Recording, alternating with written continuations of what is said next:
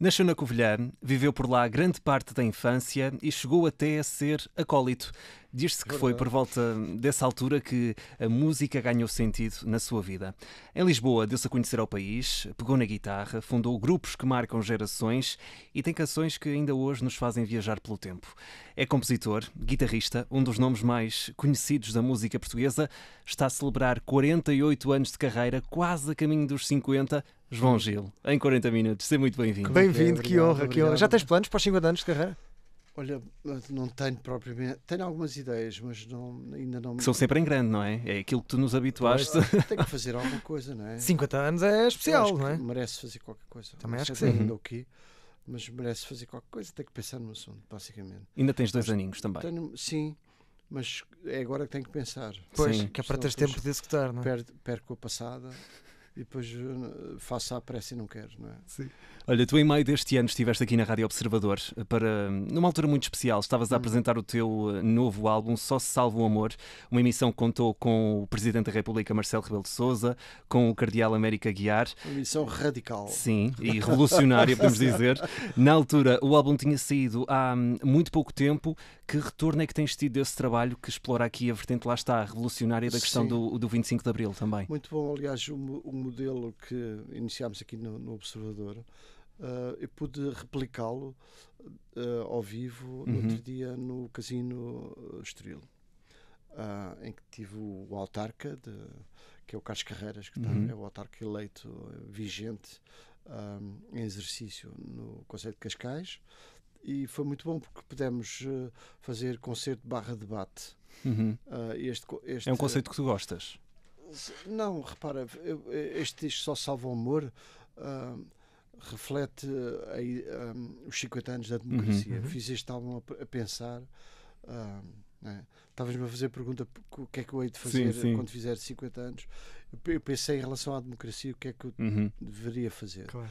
E foi um álbum de intervenção, basicamente, aquilo que eu observo não só em Portugal, não só junto dos portugueses, mas também no mundo, na Europa e no mundo. E repara, eu quando era miúdo, com os meus 17 anos, era militante, era um tipo organizado. Um ativista? Era um ativista, sim, fui um ativista. Muito empenhado. Repara, aos 17 anos tinha já o espectro de ir para uma guerra. Vocês não vos passem pela Claro, cabeça. Não, é uma realidade muito felizmente. Sim. Mas é que isto muda-nos bastante. Claro. A perspectiva de, ao virar da esquina, teres que ser Sim, alistado à sair força. do país. O medo, não é? O medo. Sim, muda a tua cabeça, muda-nos a cabeça. Quer se queira ou não, põe-nos os sentidos alerta. E naquela idade foi aquilo, abriu-nos o horizonte e a perspectiva daquilo que nós fazemos no mundo e o que nos espera, não é?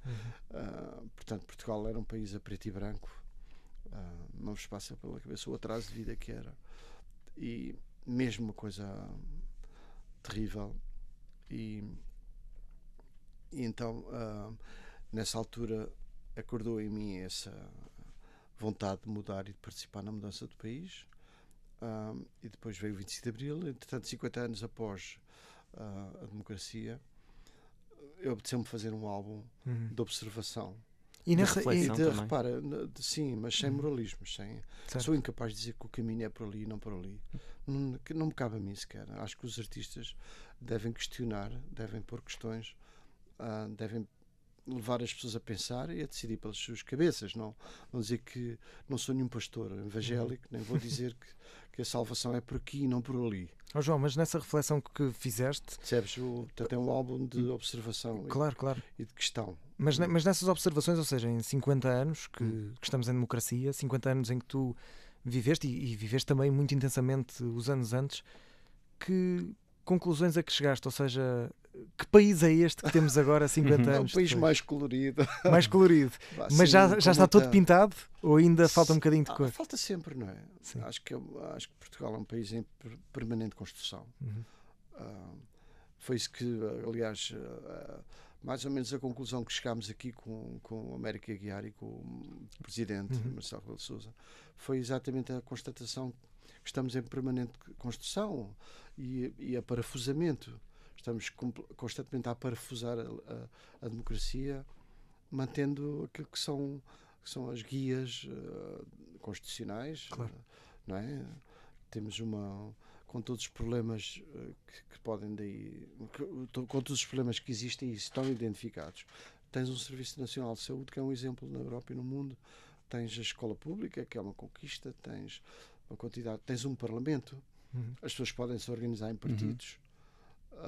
Parece ridículo estar a dizer isto.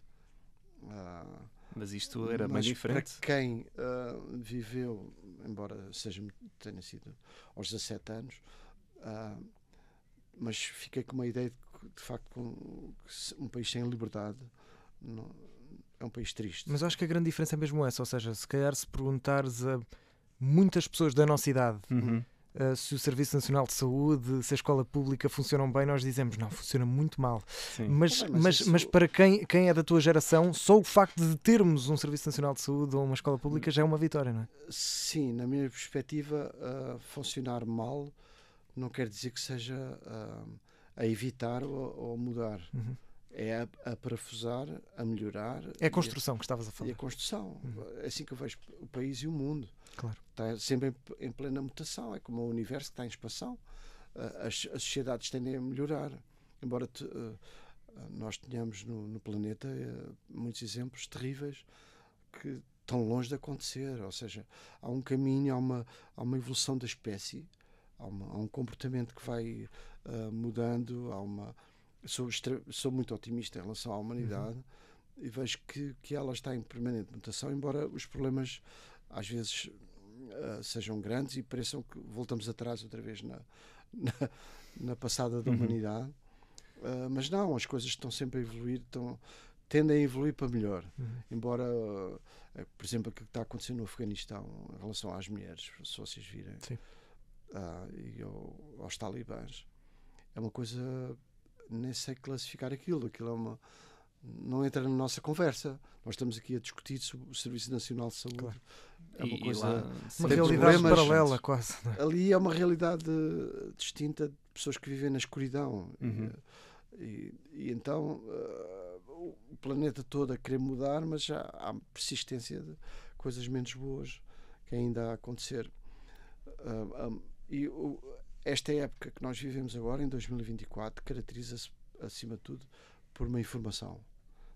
Nós sabemos a cada minuto o que é que está a acontecer, desde o Azerbaijão até Lima, no Peru. Basta pesquisarmos, às vezes não é imediato, mas mesmo conseguimos ter essa noção. Vai parar ao telemóvel, se assinares 2, 3, 4 canais de informação, o Observador, o Jornal de Notícias, depois a seguir o Washington Post, ou não interessa, outros canais, a Reuters, e de repente tu tens informação a todo momento do que se passa no mundo. E cai-te no telemóvel, então se tiveres as notificações ativas, tu tens a todo instante tudo o que acontece no planeta. Isto é algo novo.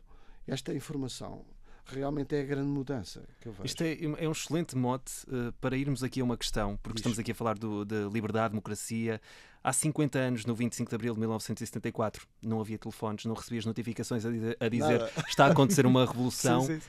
Como é que te chegou a notícia de que realmente ia acontecer uma revolução? E tu, já falaste aqui da questão do ativista e tratavas disso dessa forma, tive como é que recebeste essa notícia? Duas chamadas. A primeira, não eram 7, eram 6 e tal da manhã, a dizer prepara-te porque não sabemos ainda para onde é que cai, mas qualquer coisa vai acontecer.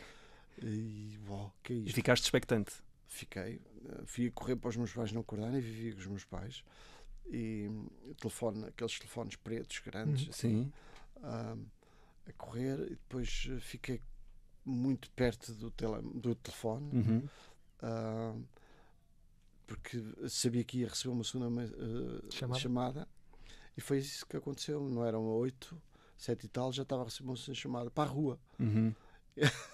Então, quando eu chego ao Chiado, àquela zona, éramos muito poucos. Foste os primeiros a chegar ao Chiado. Ainda com medo, se calhar, não é? Daquilo. Não, repara, nós vamos para a rua para basicamente para apoiar os militares e para fazer número. Claro. A ideia era, mas se calhar ao chegar lá e serem poucos, então quando sabias que estava a haver confusão junto do Carmo, ias para o Carmo. Quando estava a fazer confusão ao pé da PIDE, ias para a PIDE. Para mostrar esse apoio, lá está o tal número, mostrar que o povo estava com o movimento. Bingo. Isso mesmo. A ideia era fazer número e mostrar aos soldados que não estavam sozinhos. Muito Até que as ruas começaram a ficar pequenas para tanta gente. O povo começou a vir, e nunca deixou de aparecer. E foi uma coisa crescendo. Eu estou naquela fotografia do Carmo, preto e branco, não é? Aquela fotografia, o pessoal todo em cima das árvores. Lembro perfeitamente de ver o Salgueiro Baia e o Francisco Sousa Tavares com um megafone em cima da guarita. E como é que chama? Aquele chaimite, não é? Um chaimite encostado e o canhão apontado e tudo isso. Pronto, assisti àquilo tudo. E foi um dia inesquecível. E foi o começo de tudo. E continuas a ter uma memória muito presente.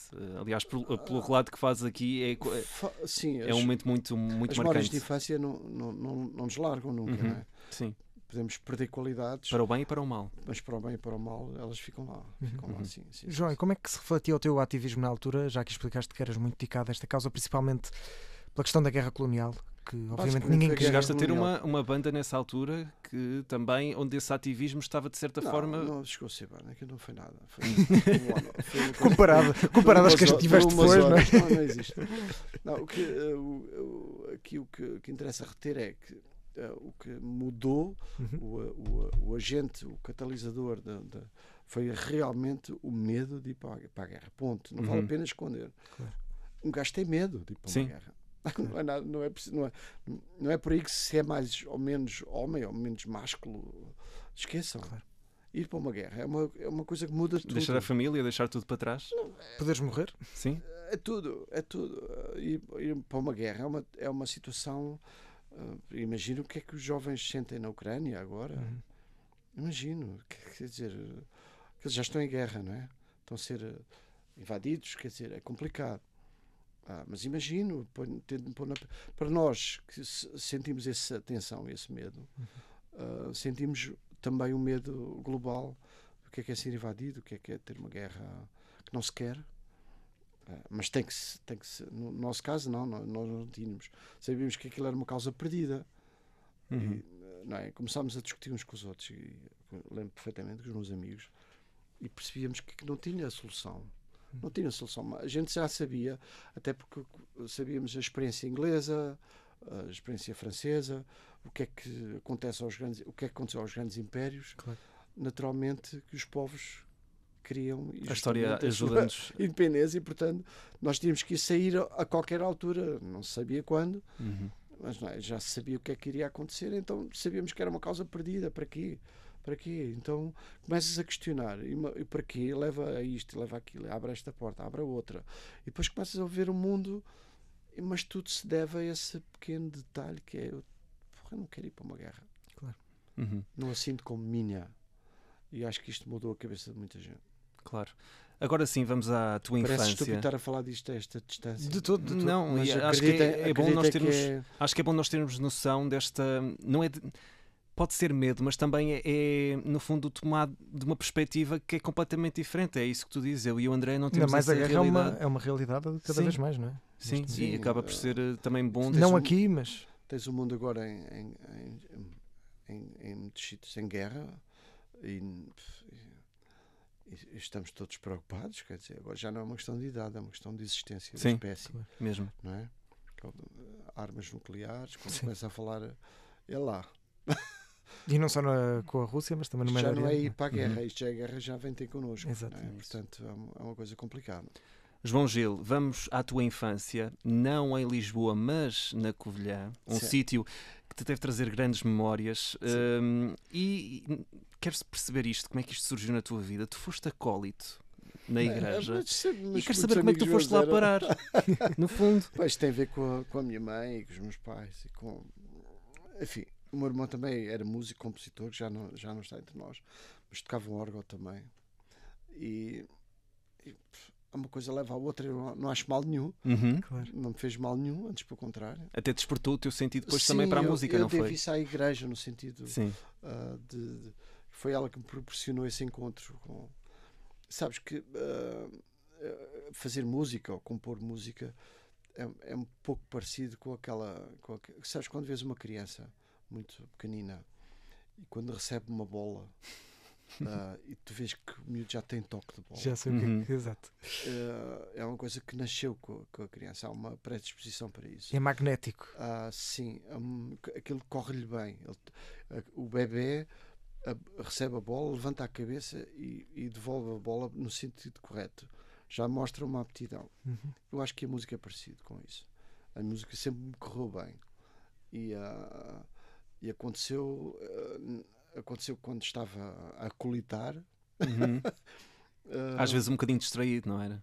Sim, eu lembro perfeitamente que o fenómeno da música me acontecia naturalmente e corria bem. E depois fazia imensos jogos de criança curiosos, que era... eu dividia o quarto com o meu irmão, não é? É uma coisa que as famílias têm, irmãos para um lado e irmãs para o outro. Sim. 3 irmãs para um lado, os 2 irmãos para o outro quarto. E eu e o meu irmão Zé ouvia... O que é que ele ouvia? Ele era compositor já naquela altura e ouvia Beethoven, Bach, Mozart, os principais compositores. Os principais compositores da música. Eu pensava que a música era aquilo. Não era mais nada, era aquilo. Tal bolha, não é? Sim. Aquilo era a música. Para mim era o som que ele ouvia, era o som que eu ouvia. Não, claro. Não é? Levava por atacado, não escolhia.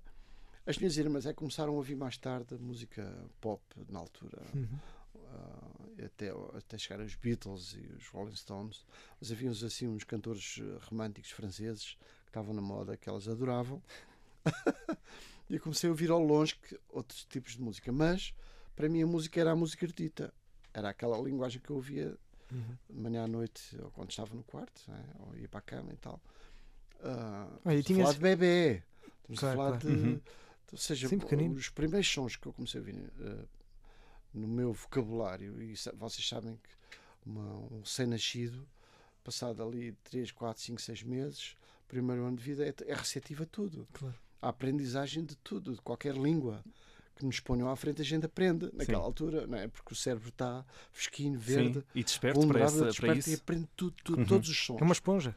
E então, os primeiros sons que eu comecei a aprender foram na música. Então, lembro de estar a acolitar, já com uns 6 anitos, 6, 7 anos, e quando ouvia música, fazia um jogo de adivinhar os compassos a seguir. Só ouvia um tabadabadá e tentava tabadabadá. Já tinhas essa sensibilidade. sensibilidade. Às vezes acertava, ficava todo contente. Sim. Isso é quase ouvido, não é? Ou seja, fazia um exercício de antecipação daquilo que podia acontecer. Muitas vezes corria bem, outras vezes não. Mas tentava sempre encaixar no raciocínio. E isso era um treino engraçado. João, estamos a falar aqui da questão da igreja, da tua ligação e como é que surgiu o facto de seres acólito, que para nós suscitou aqui algum interesse e também curiosidade. Tu na altura sentias ligação à igreja? Ou lá está, foi essa questão da música que depois te apaixonou e foste ficando ali a tentar absorver alguma coisa dali? És crente ainda? Ou foste crente? Como todos os portugueses, a maior parte dos portugueses tiveram essa educação cristã e católica e não, o que é que eu acho que, sintetizando para não ficar muito estendida a resposta e longa, não me fez mal nenhum. Apesar de não praticar, eu não sou capaz de entrar numa igreja e praticar a sinalética hoje em dia. Sim. Mas são razões diferentes daquilo que eu acho que é a essência da religião. Ou seja, isto é uma longa... Esta pergunta é muito ingênua. Mas a conversa é muito longa. E seria muito extensiva. Mas resumiste bem. Bem. No fundo, o que eu quero dizer é que o fenómeno da religião é um fenómeno que eu compreendo e percebo, entendo e faz sentido na espécie humana. Não me faz confusão nenhuma e não faz mal nenhum às pessoas. a não ser quando ela é usada para fins, como vocês sabem. Guerras. Matar em nome de Deus não faz sentido, Claro. é um paradoxo, mas existe ainda no planeta. Mas à parte disso, não me fez mal nenhum, tanto é que mais tarde fiz uma missa brevis, exatamente devia isso à igreja, no sentido que foi na arquitetura da igreja que eu descobri a música, e na altura, quando acolitava, era em latim a missa, e deixou de ser em 1970, creio. Passou ao vernáculo de cada país, mas era em latim, e aquela sonoridade do latim sempre me criou mistério. Eu sempre achei muito bonito, certo, o latim. E então, quando decidi fazer a missa brevis, foi exatamente para esse apelo da infância, essa memória de infância, retomá-la. Então, a infância está sempre entre nós, sim, quer a gente queira ou não, para o bem ou para o mal, como tu dizias. Portanto, só para dizer que, apesar de não praticar, eu entro numa igreja e o meu apelo é para que, de interiorização, de viagem ao interior, de meditação, entendo a igreja do ponto de vista do local de introspecção, provavelmente de procurar o nosso lado mais bonito, se pode chamar assim. Acho bom, acho bem. Acho que a igreja, como estrutura e como organização humana, não pode ser vista só como um ato de religião. A igreja está muito implantada nas nossas regiões e tem um papel fundamental nos laços sociais, de apoio e de grande diálogo com a sociedade civil. Portanto, não é condenar a igreja só à luz de coisas só porque eu não acredito. É pouco. É pouquinho. É preciso mais do que isso. É preciso muito mais profundo. E eu faço esforço para compreender tudo que me rodeia de uma outra maneira, mais profunda. Claro. Então, parece-me que a igreja não pode ser vista só à luz de acreditar, ter ou não ter fé. É muito mais do que isso. E, portanto, não pratico, mas compreendo-a. E, portanto, para mim é pacífica. O que nós queremos não é agora, nenhum problema, antes pelo contrário. O que nós queremos agora, por falar em compreensão, é saber como é que na altura, quando avançaste para esta carreira de artista, ou quiseste pelo menos, mostraste ter esse desejo, como é que o teu meio também compreendeu? Porque tu vens de uma família de músicos, o teu pai, embora trabalhasse na indústria de lanifícios, artistas na família, tocava guitarra, disseste agora o teu irmão também era compositor, a tua mãe também passou essa sensibilidade artística para os filhos. Sim. Como é que os teus pais reagiram? Minha avó tocava violino. Uau, violino da por cima. Reagiram bem? Há muitos músicos na família. É natural, não é? Naturalmente. Pois sim. Depois era o mais novo. Mais novo já não liga, já ninguém liga. É mais um, não é? É mais Cala-te. O gajo nunca mais cresce. É isso, não. Mais novo fui andando. Quer dizer, fui-me safando na vida, basicamente. Com imensa liberdade, mas tendo a consciência agora, então, esta distância, que tive muita sorte na família. Também é preciso ter sorte. Muita sorte nos irmãos. Há 3 irmãs incríveis, não é? A Margarida, realizadora de cinema. Vejam que tudo ligado ao mundo dos artistas. Sim, o meu cunhado era João César Monteiro, portanto, ou seja, há todo um envolvimento de linguagem artística, claro, importante, informação. Minha irmã Teresa Gil, que foi muito tempo diretora do Instituto Português do Livro, ou seja, não faltou informação, claro, intelectual. A minha irmã Cecília, que é médica, Cecília Gil, médica no Santiago de Cacém. Isso para os vossos pais? Ou seja, há todo um... Deve ter sido um orgulho.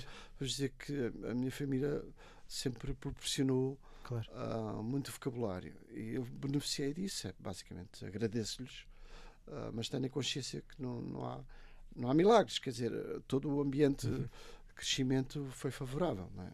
A ser artista, ou pelo menos a ser... feliz dentro daquilo que eu sentia como o meu caminho, claro, e com toda a liberdade, mas responsabilidade ao mesmo tempo, não é? Claro que sim. Quer dizer, já que ok, sei o que tu quiseres, mas faz as coisas bem feitas, e que tudo corra bem, mas que sejas feliz, como é óbvio. Vamos avançar aqui um bocadinho na tua história, João Gil, porque tu tens tanta coisa para contar que vai ficar difícil. Pois, às vezes conseguirmos ir a travancar e a sobrepor as coisas. Peço desculpa, mas não. Nada que pedir desculpa. Vamos falar de algo que foi uma marca para Portugal, mas também teve reflexo em ti, o Grupo Trovante, que teve impacto também na história de Portugal. E eu queria saber como é que tu achas que este projeto impactou Portugal em termos, e fazer uma comparação para o agora, ou seja, como é que impactou num Portugal em que estava anos-luz deste que temos agora? A Trovante e dizes o Trovante e não os Trovante. Sim, também para nós o Trovante era um companheiro, era um oitavo passageiro que estava ali. Sim. Tinha lugar na carrinha. Sabes, quando quem nos estiver a ouvir e que faça parte de uma banda, curiosamente as bandas estão a deixar de acontecer.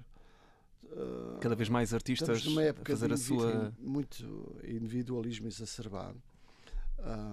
Artistas a solo são mato, estão a surgir todos os dias. Mas bandas não é por isso. Então, acho que isso é muito interessante, é na verdade. cena internacional, vocês reparem no que está a acontecer. As bandas estão... Em vez de não quer dizer que estejam a morrer, mas... E porquê?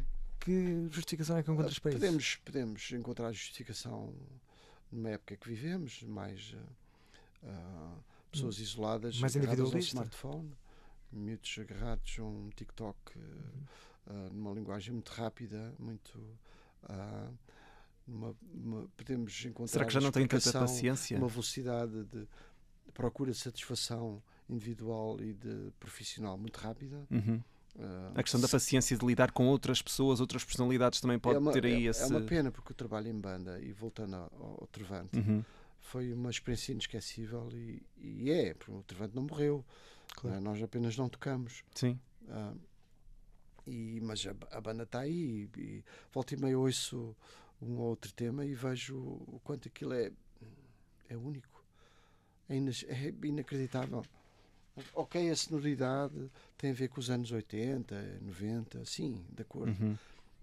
O som da bateria, quando a tarola tem um reverb enorme que mais acaba aqui, próprio dos anos 80, sim.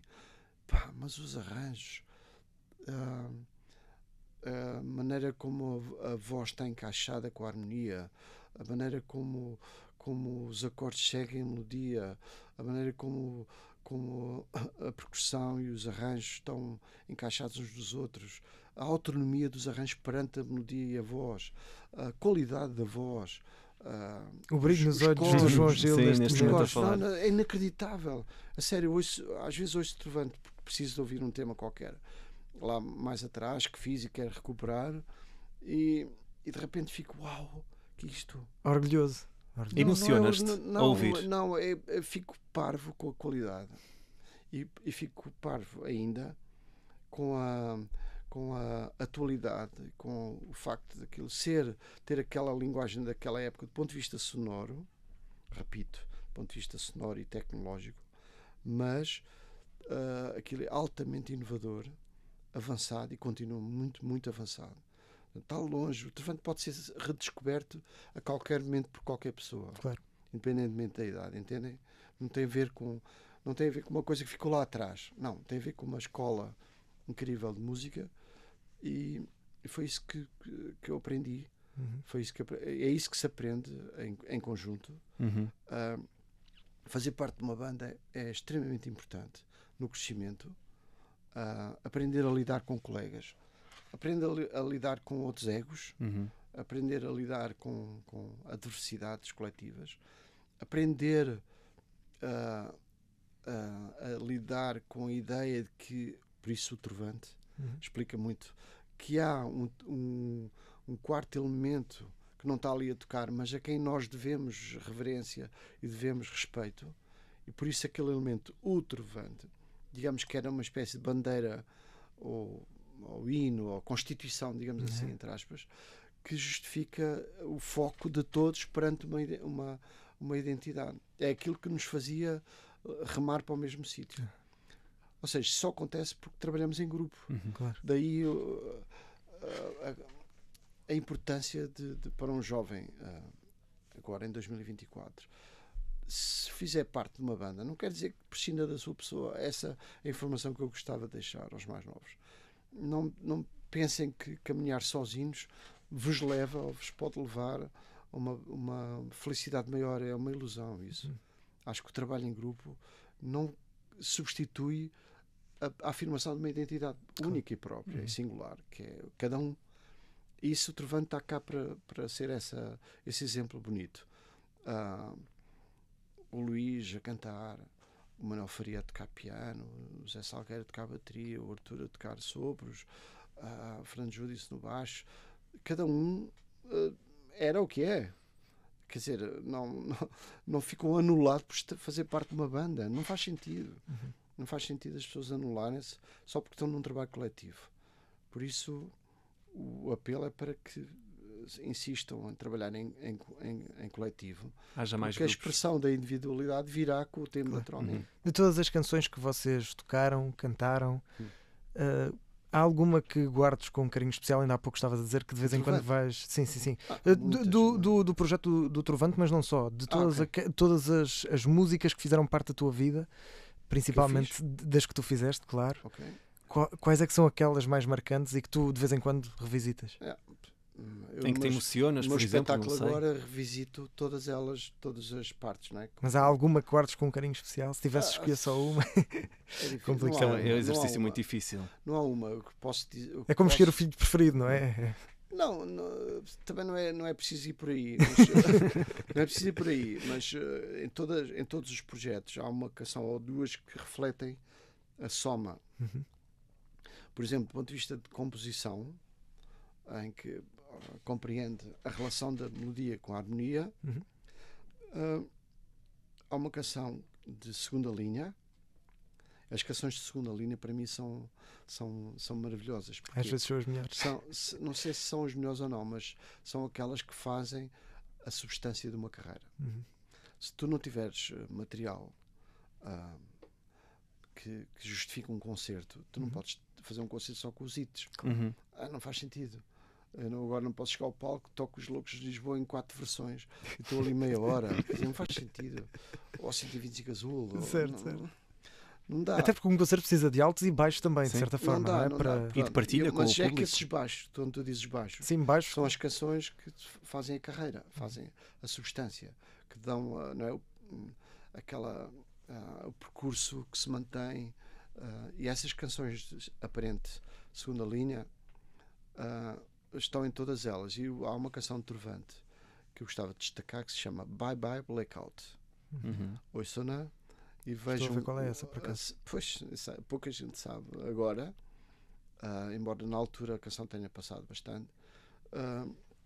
E é uma canção que, para mim, do meu ponto de vista, ela consegue o seu pleno, ou seja, é uma relação perfeita entre a melodia e a harmonia e a letra.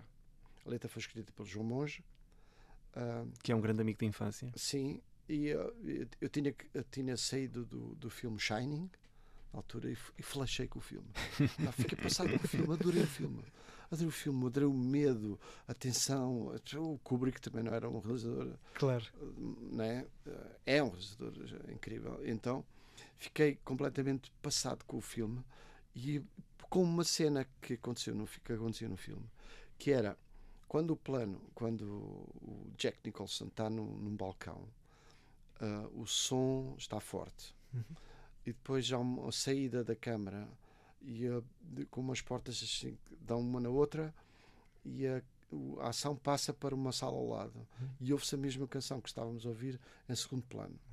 Agora é ridículo estar a falar nisto porque todos os filmes têm estas distância, altura, som, distância, na altura marcou-te por memória. Isso mesmo. Só que aquilo para mim foi uma descoberta, certo? Era miúdo e ter cineastas à mesa no almoço não significava tudo. Eu tinha que experienciar, sentir a coisa fisicamente, eu próprio, como espectador. E então sentia-se nesse filme, que é a memória, o som, a distância, ouvir mais longe a reverberação de uma coisa que estava a acontecer ao longe. E aquilo bateu-me, vocês não imaginam. Bateu-me, fiquei maluco com aquilo. E essa foi a inspiração para o Bye Bye Blackout? Eu fui falar com o João Monge. O João Monge acho que também viu o filme. Claro que viu o filme. Passou-se também com o filme. E acho que os dois partilhámos aquela situação. E ele escreveu aquela letra linda. eu fiz a música com base nessa coisa, nesse exercício de uma coisa longínqua, Certo. que eu não estava lá. Ok, daí o nome Bye Bye Blackout. Uma coisa que eu não estava presente, que nos remete lá para a Primeira Guerra Mundial e para aquelas músicas que passavam as fronteiras, que eram comuns aos dois lados da barricada, Certo. sem se explicar porquê. O Lili Marlene são músicas antigas que os soldados, os aliados e os inimigos, os alemães, cantavam. Sim. Você imagina o que é a mesma canção ser sucesso nos dois lados da barricada? É uma coisa fascinante. E acho que foi isso que originou aquela canção. E a canção é perfeita do ponto de vista relação letra, melodia e harmonia. E interpretação do Luís e o arranjo de Trovante. Ouçam-na de novo e vão redescobri-la. Fica aqui uma sugestão do Ótima João Gil. sugestão. João Gil, estamos mesmo a terminar. Já? Estamos mesmo a terminar. O que é que ainda há do menino, daquele João Gil, Há tudo. que cresceu na Covilhã? Há tudo. Está tudo aí ainda. Tu há pouco estavas a dizer que para o bem e para o mal ela acompanha-nos sempre, a infância. É isso, acho que isso diz tudo. Nós vamos somando experiências, uma espécie de cebola, não é? Na nossa vida. Várias camadas. Sim. Sim, são camadas, mas apesar de acreditar que a nossa memória vai ficando mais focada em alguns sítios do que noutros, porque é natural que aconteça nisso, com o crescimento, com o envelhecimento. É uma normal. seleção natural, no fundo. Sim, acontece. há uma seleção natural, mas a infância persiste. E então essa relação com a infância, para o bem ou para o mal, como tu dizias, faz com que é um lugar comum, mas quando se é jovem, é-se sempre jovem. Claro. Não se é e depois acaba porque não há um prazo. Embora o mainstream, já que estamos a falar de música, o mainstream e a necessidade do mercado e da atualidade de rádios, eu percebo isso perfeitamente, faz com que se ponha de lado as gerações mais antigas. Há mais o culto do novo e os, digamos, entre aspas, que os velhos são remetidos para um lado. Eu percebo, porque a vida é mesmo assim, tem que haver lugar para os novos, como é óbvio. Mas só que causam-se danos inevitáveis com isso, que é pôr de lado propostas mais antigas que se mantêm novas. É perverso. Eu acho que provavelmente a sociedade portuguesa hoje em dia, para resumir tudo o mais possível, para ser mais justa, à parte do mainstream que tem que dar à atualidade, tem que vender o seu produto e tem que ganhar dinheiro e tudo bem, tranquilo. Mas para que não se perca essa informação que se mantém nova, tal como a infância se mantém, devíamos ter uma proposta, ou através de podcast, ou através destas nossas conversas, claro, ou através de rádios como o Observador e outras rádios que têm espaço para isso, conseguir manter a informação daquilo que é importante manter. Claro. E não fazer das efemérides um regresso ao passado. Sim. É quando veio o 25 de Abril, ei, fogo, é uma seca, todo o dia todo só a passar música daquela época. Para mim, do meu ponto de vista, é estúpido. É redutor, porque ok, está resolvido, está feito, não é? Está feito. Amanhã já não se passa. Levem lá com isto, porque isto tem que ser hoje. É mau, é muito mau. É muito mau, porque há música feita naquela época que podia passar mais tempo, às vezes. E que se enquadra perfeitamente hoje. Se enquadra nos dias de hoje. E, portanto, falta-nos essa alternativa que dava mais justiça aos tempos, digamos assim. João Gil, e foi feita justiça nesta entrevista. Não, e muito obrigado. Não, peço desculpa de cavalitar coisas. Não, de todo. Eu tenho a noção que o tempo é curto. Passa muito depressa. Dizer tudo, mas é bom sinal. É bom sinal quando não temos tempo. É sinal que conversamos. Tivemos aqui uma Foi uma conversa. grande conversa e ficamos aqui muitas vezes absorvidos por aquilo que tu dizias e por aquilo que tens para transmitir para todos. Muito obrigado. Sim, estamos juntos, basicamente. E vão ouvindo. O 40 Minutos regressa para a semana, não com o João Gil, com outro convidado, mas cá estaremos. Obrigado, João Gil. Até lá. Até para a semana. Abraço.